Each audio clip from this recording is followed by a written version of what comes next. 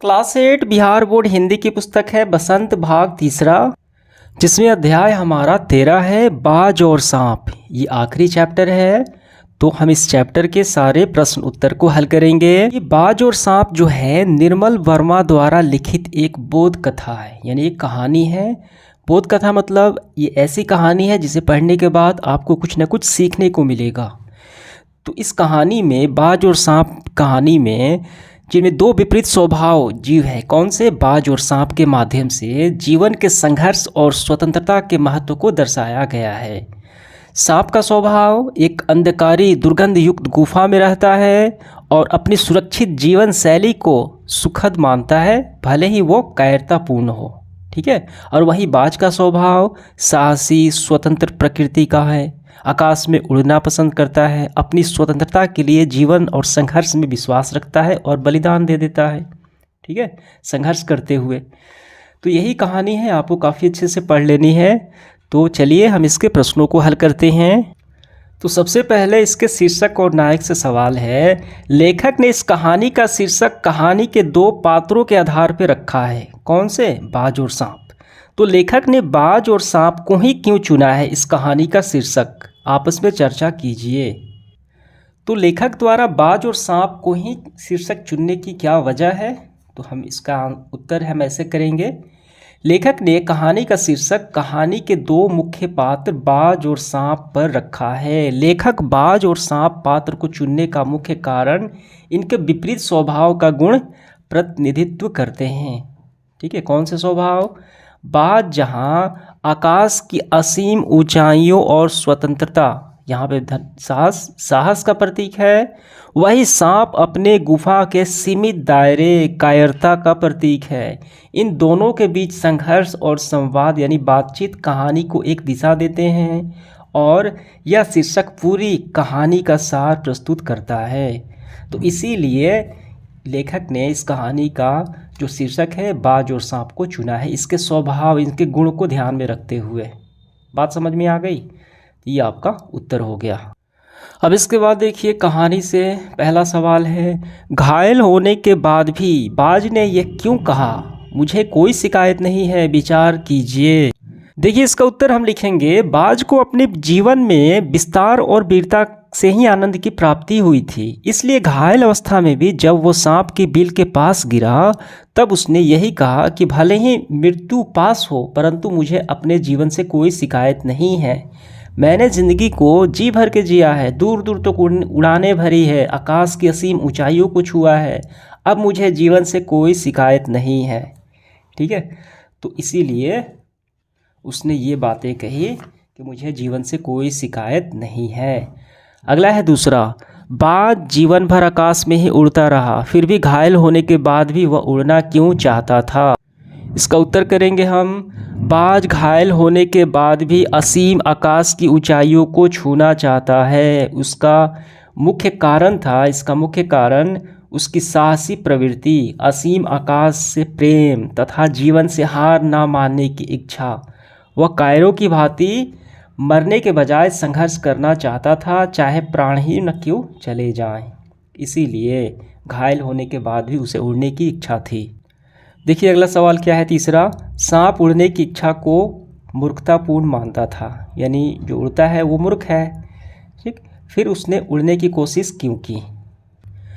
इसका उत्तर हम लिखेंगे, सांप ने उड़ने की कोशिश की क्योंकि वह घायल बाज की आकाश में उड़ने की तीव्र इच्छा देखकर उसके प्रति ईर्ष्या और उत्सुकता महसूस करने लगा।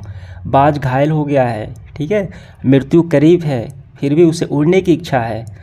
तो उसकी ये उत्सुकता देखकर, ठीक है, कि उड़ने से कितना अच्छा लगता होगा, तो इसी वजह से उसे बाज की बातों में लगा कि आकाश में कुछ ऐसा क्या खास है जिसका वो खुद अनुभव करना चाहता था और वह भी स्वतंत्रता और आनंद को भोग करना चाहता था, इसीलिए वो उड़ना चाहा सांप ने।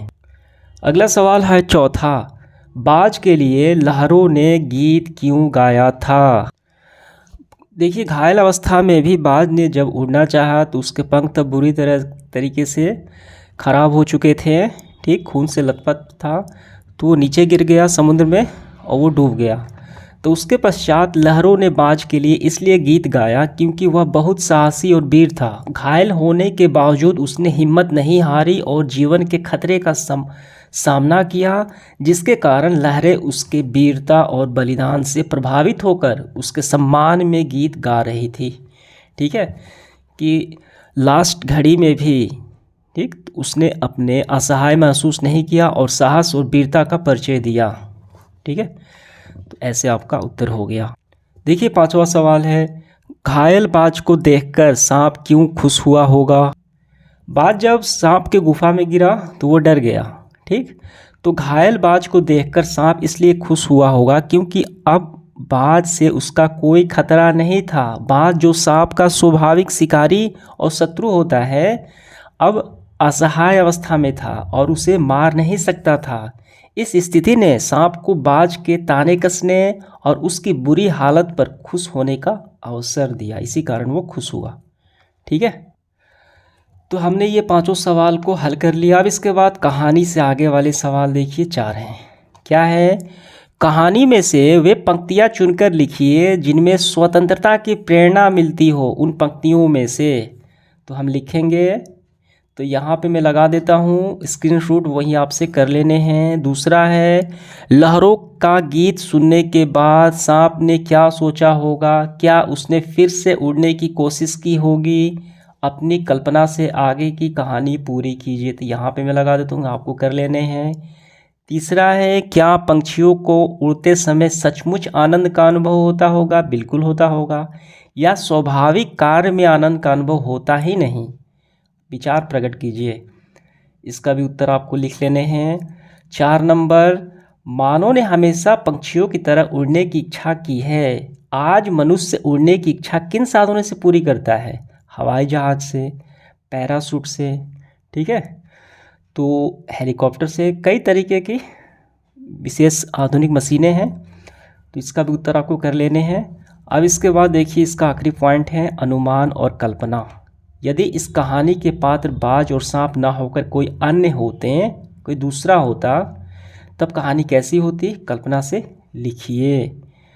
तो ये आपको कर लेने हैं, यहाँ पे लगा देता हूँ। अब इसके बाद आखिरी जो हमारा पॉइंट है, भाषा की बात, व्याकरण।